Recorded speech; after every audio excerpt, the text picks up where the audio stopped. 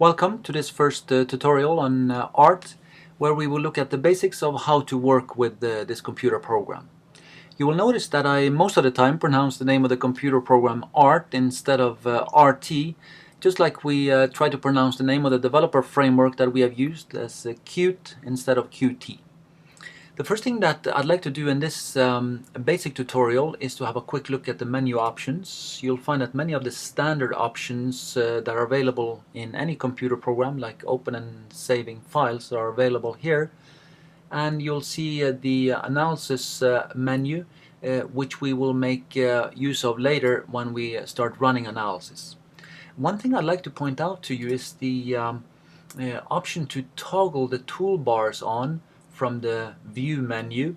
If I toggle them all on my computer, you'll find that all the menu options are available as sort of buttons to click at the top of the screen, which is a convenient way to execute options in art.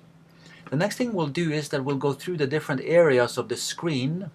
These different areas are called panes, and to the left is the objects pane.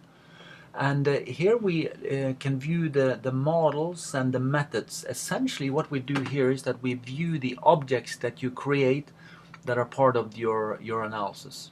If we first look at the models, there are different branches. There's a library of models here that we will go into greater detail on later.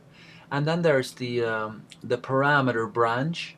For example, the random variable branch, there's one option, namely continuous random variables. If I want to create a continuous random variable, I right click. So when I right click, I get this menu appearing here. If I click on create, I've created a random variable. Since that random variable is now the active object, namely the object that I've clicked on in the objects pane, you will find its properties in the properties pane.